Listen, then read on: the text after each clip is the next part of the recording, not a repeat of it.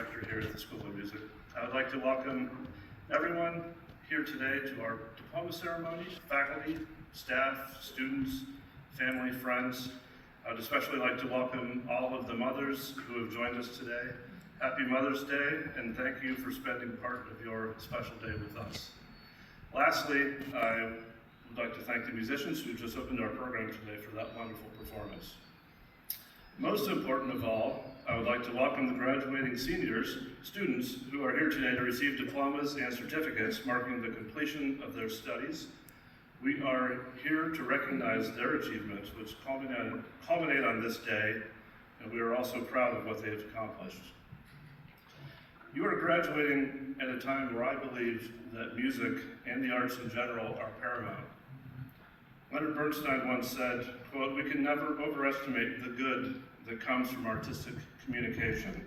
When we touch one another through music, we are touching the heart, the mind, and the spirit all at once," end quote. To me, those words are as true now as they were over 60 years ago when he spoke them. And I believe that what you do as artists are more important now than ever. I also wanted to share a quote that has meant a lot to me ever since I first heard it way back in high school. I even remember thinking at the time that if I ever gave a speech at a graduation, I would use that quote. Of course, never thinking I'd be allowed anywhere near a microphone at one of those events. But here I am, so I hope you'll indulge me. It's a famous quote from President Theodore Roosevelt from 1910, but I find it's particularly relevant today, not only because of the times in which we live, but the obvious correlations with being an artist. It's from a speech he gave entitled "Citizenship in a Republic," where he said, "It is not the critic who counts, not the man who points out how the strong man stumbles or where the doer of deeds could have done them better. The credit belongs to the man who is actually in the arena, whose face is marred by dust and sweat and blood, who strives valiantly, who errs and comes short again and again, because there is no effort without error and shortcoming, but who does actually strive to do the deeds, who knows the great enthusiasms, the great devotions, who spends himself in a worthy cause, who at the best knows in the end the triumph of high achievement, and who at the worst, if he fails, at least fails while daring greatly, so that his place shall never be with those cold and timid souls who neither know victory nor defeat." Based on what I see and hear in our school, day in and day out, I think we are in good hands. And I have no doubt that the students graduating today are up to the task. They give me personally the greatest hope for the future. At this time, I would like to introduce today's student speaker, Aliyah Quill.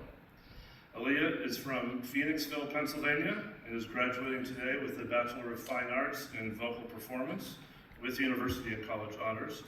It's already been quite a busy day for Aliyah, as she was also selected to sing the national anthem at this morning's main commencement ceremony, which she did so wonderfully. Please welcome Aliyah Quill.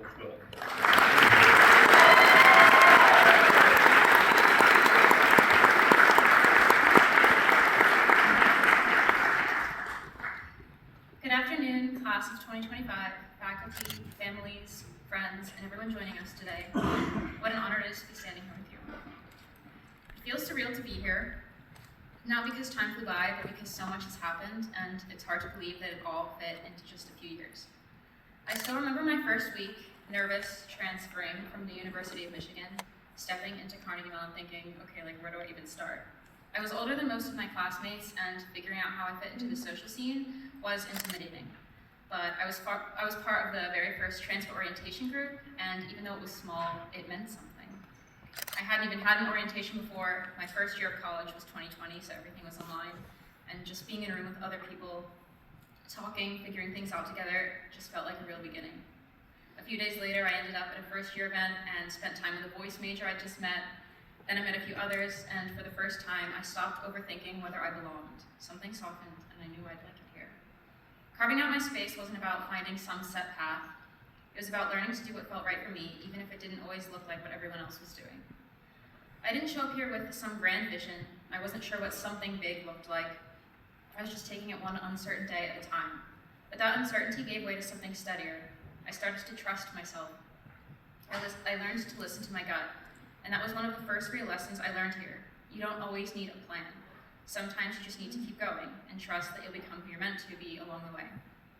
This process hasn't always been easy, and I mean that in every way, emotionally, vocally, mentally. Being a voice major means the instrument is you, and there's no hiding behind it. Every time I walked on stage, it wasn't just about the notes, it was about being seen. And when it didn't go how I wanted, when I cracked or felt small or questioned why I was even doing this, it was hard not to spiral. But somewhere along the way, I started giving myself permission to fail, to try things, to mess them up, and to try them again differently. There was this one aria in particular, I was convinced it wasn't right for me. The speed, the range, the attitude. I didn't see myself in it, but my teacher did.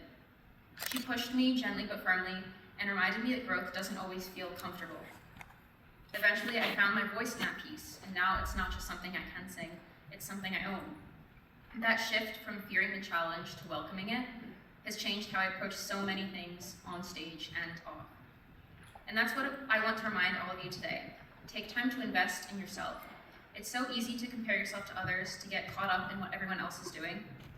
But living for yourself, staying true to your own journey will always be more fulfilling. It might take time, and trust me, there will be moments where you feel like you're not doing it right. But know this, the people who will appreciate you the most are the ones who see you for who you truly are. There were days when I questioned whether I belonged, not because anyone told me I didn't, but because something in me just kept asking, am I doing enough? Am I enough? I didn't fall apart, I didn't make a scene, but the pressure to always be more, always be on, was quietly exhausting. And I think a lot of us have felt that in our own ways. The truth is, I was growing the whole time, even when I didn't see it, even when all I had the energy for was scrolling in bed instead of doing some grand self-care routine. You don't have to look like you're thriving to be doing the work. Sometimes just sticking with it is the work.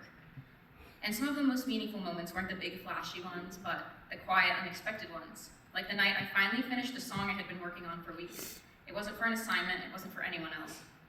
It was for just me, alone in my favorite practice room, the one people kind of knew was mine. That little box of space just saw so many versions of me. And then, without warning, they took the keyboard out. Just poof, gone. And I was so mad, actually a little kind of disrespected. But even that was a lesson. Nothing stays the same forever, not even the spaces you thought would always be there, which makes it even more important to honor those moments while they're happening, to let them shape you, to know when to hold on and when to move forward. Before I wrap up, I want to say thank you to everyone who helped me shape this experience, to the professors who challenged me, the peers who inspired me, and to the people who lifted me up when I needed it the most. Thank you. I also want to thank my mom, happy Mother's Day. She has never been anything but supportive, and I know that's a gift not everyone gets. Her belief in me, even when I doubted myself, has been one of the most constant and grounding forces in my life. To my friends, whether we met at the start, somewhere in the middle, or even in the last semester, thank you. Most of you aren't in this graduating class, but the memories we've made are permanent. I graduated in 2020, so I connected early on with the people in the class of 2024, but since I entered CMU in 2022, I got close to the people in the class of 2026. It just reminds me that meaningful connection doesn't follow a set timeline. You've seen me through everything, and you'll always be part of this chapter of my story.